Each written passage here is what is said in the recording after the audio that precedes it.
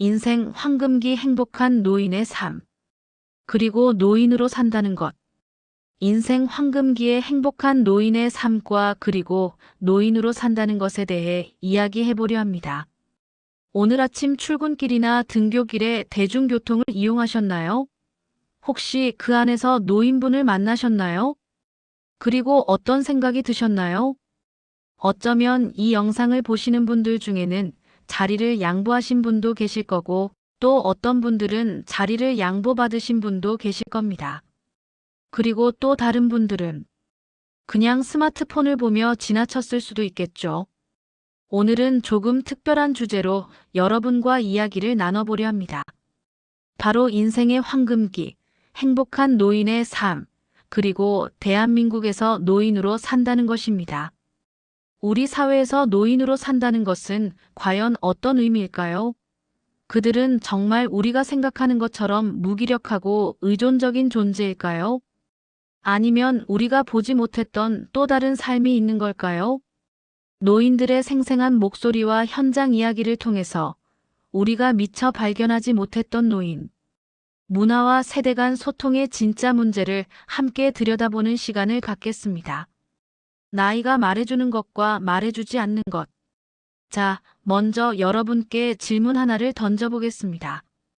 65세라는 나이, 여러분께는 어떻게 느껴지시나요? 노인이라고 생각하시나요?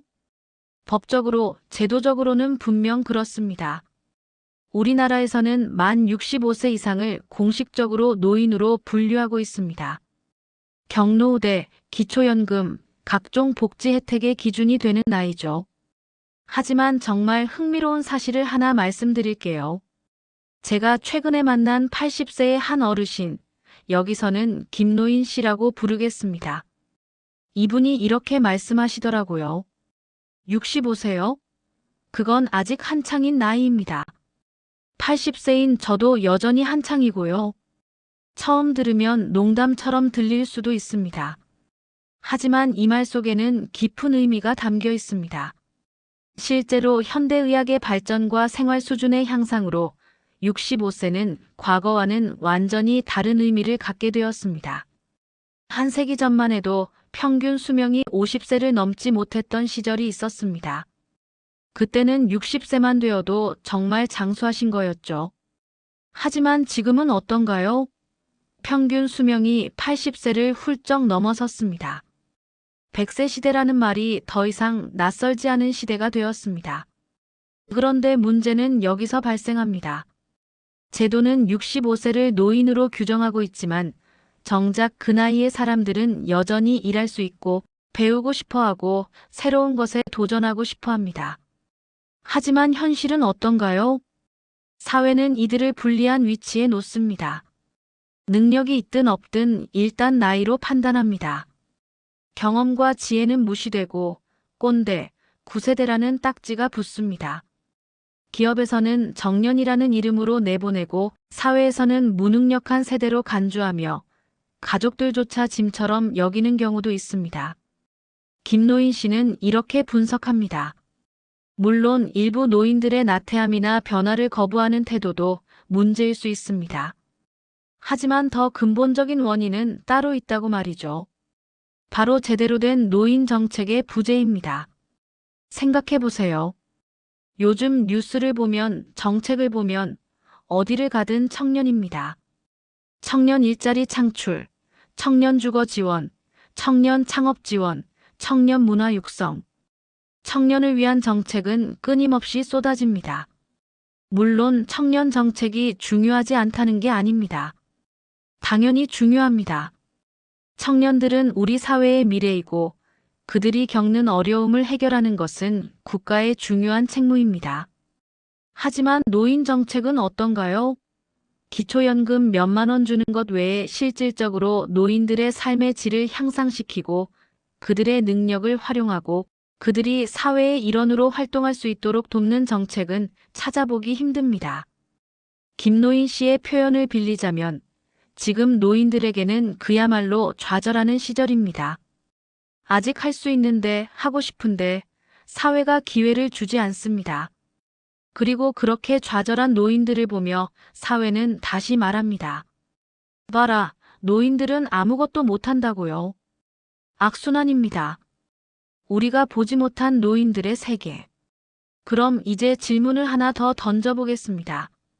노인들은 정말 아무것도 하지 않고 그냥 시간만 보내고 있을까요? 여러분이 동네 공원을 지나갈 때를 떠올려 보세요. 무엇이 보이나요? 아마도 평상이나 벤치에 앉아서 바둑을 두고 계신 어르신들, 장기판을 놓고 구경하시는 분들, 그냥 앉아서 이야기를 나누시는 분들이 보일 겁니다. 우리는 그 모습을 보며 이렇게 생각합니다. 아, 노인들은 할 일이 없으니까 저렇게 시간이나 때우는구나. 그저 하루하루를 버티다가 집에 가는 게 전부구나. 하지만 정말 그럴까요? 정말 그게 전부일까요? 진실은 전혀 다릅니다. 우리가 모르는 사이에, 우리가 보지 않는 곳에서 수많은 노인들이 자신만의 삶을 적극적으로 살아가고 있습니다. 직업을 가지고 계신 어르신들도 많습니다. 경비, 청소, 택배 같은 육체 노동만 생각하시나요? 아닙니다. 전문 상담가로 활동하시는 분들, 프리랜서로 일하시는 분들, 온라인 쇼핑몰을 운영하시는 분들도 있습니다. 문화해설사로 활동하시는 분들도 있습니다. 박물관, 미술관, 고궁에서 전문적인 교육을 받고 관람객들에게 해설을 해주시죠. 그분들의 설명을 들어보면 정말 놀랍습니다. 단순히 외운 정보를 전달하는 게 아니라 자신만의 해석과 경험이 녹아 있습니다. 동호회 활동을 하시는 분들도 많습니다. 등산, 사진, 서예, 노래, 춤. 그분들은 단순히 취미로 즐기는 게 아니라 진지하게 배우고 연습하고 발전시켜 나갑니다. 최근에는 디지털 기기를 능숙하게 다루시는 어르신들도 많아졌습니다. 유튜브를 보시고 인스타그램을 하시고 심지어 직접 콘텐츠를 만드시는 분들도 있습니다. 이 모든 것이 바로 노인 문화입니다. 그들이 생산하고 소비하고 향유하는 그들만의 문화입니다. 김노인 씨는 이렇게 말합니다.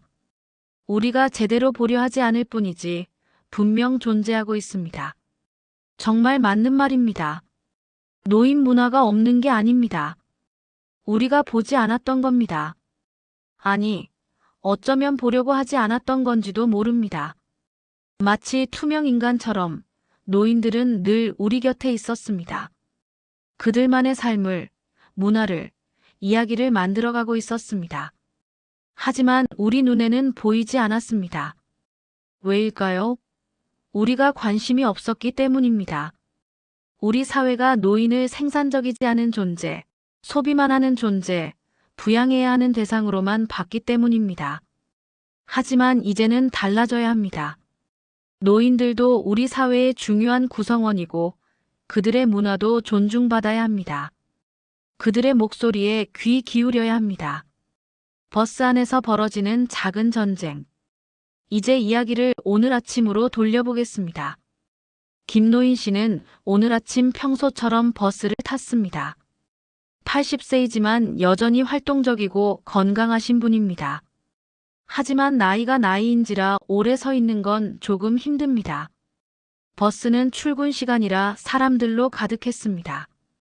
좌석은 모두 찹니다. 젊은 직장인들, 학생들이 앉아서 스마트폰을 보거나 눈을 감고 있습니다. 김노인 씨는 손잡이를 잡고 섰습니다. 당연히 그럴 거라고 예상은 했습니다. 하지만 역시나 아무도 자리를 양보해주지 않았습니다. 여기서 잠깐 중요한 점을 짚고 넘어가야 합니다. 김노인 씨는 이렇게 말씀하십니다. 물론 자리를 양보하는 것이 반드시 행해져야 하는 일은 아닙니다. 이 말이 중요합니다. 김노인 씨는 강요하지 않습니다. 자리를 양보하는 것이 법적 의무도 아니고 반드시 해야만 하는 것도 아니라는 걸 인정합니다.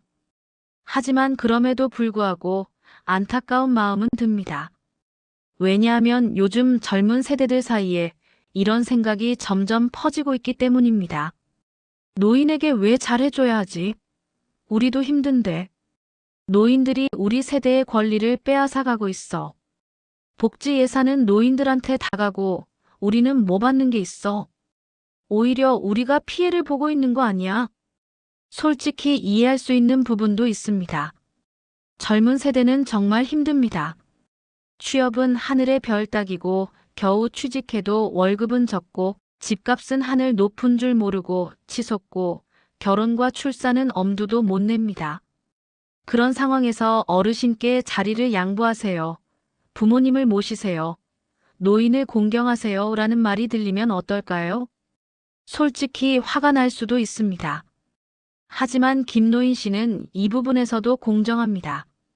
노인들에게도 문제가 있다고 인정하십니다.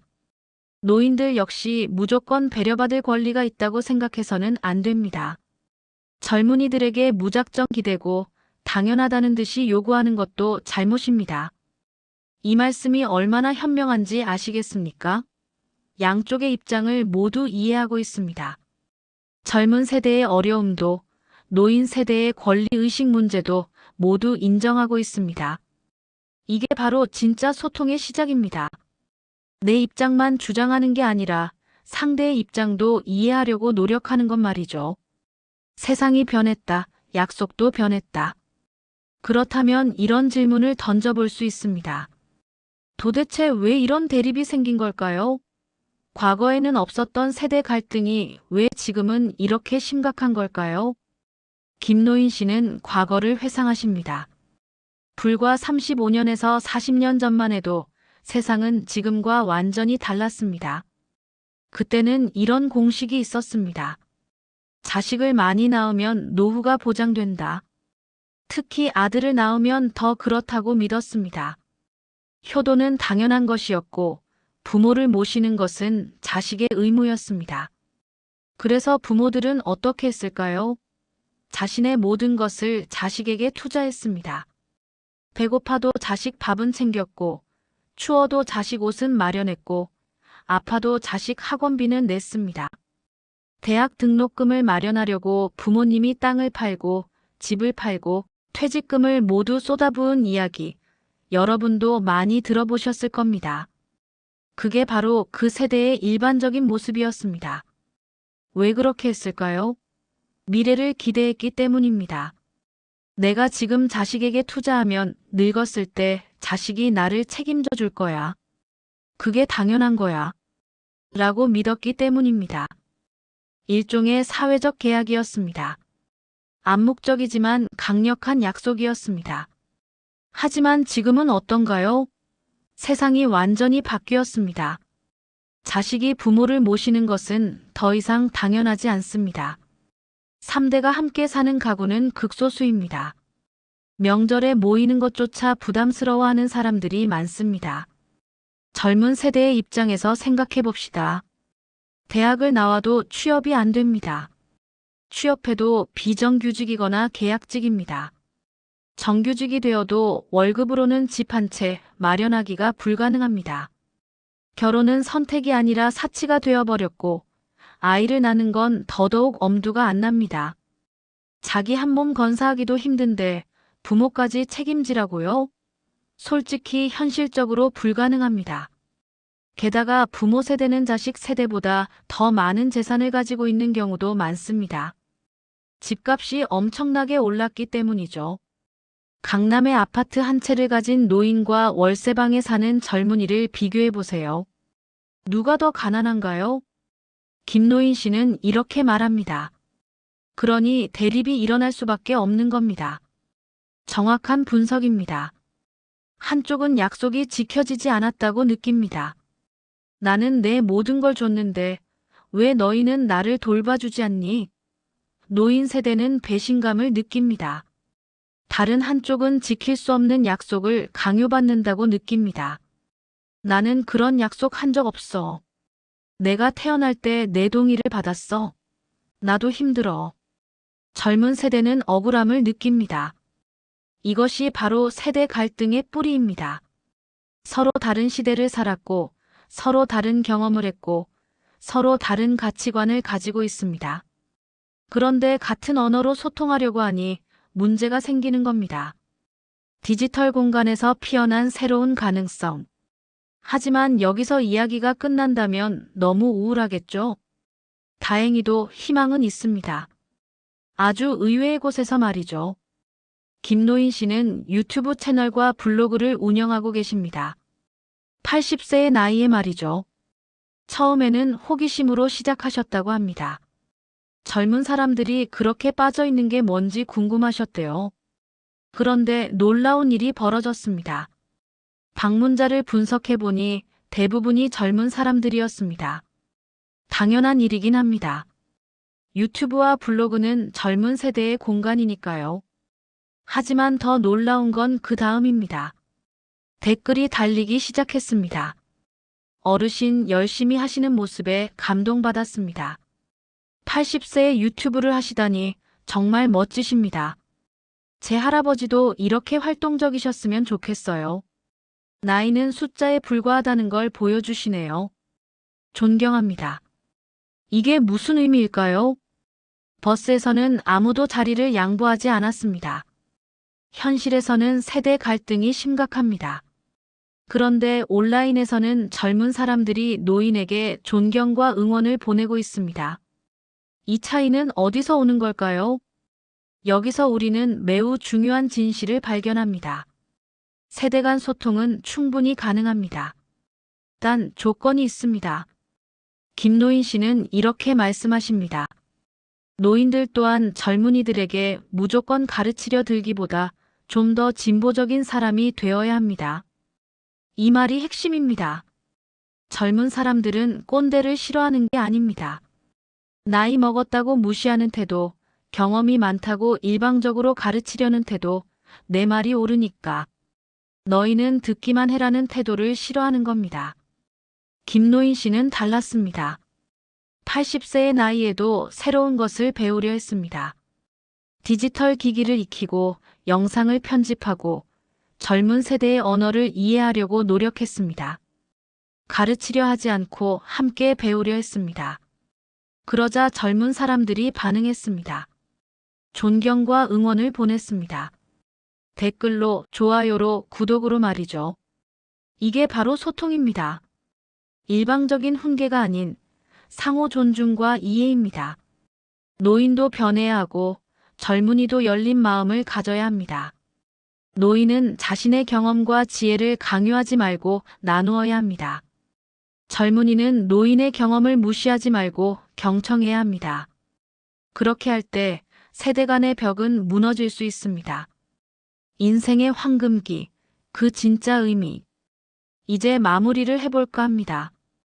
인생의 황금기에 노인으로 산다는 것.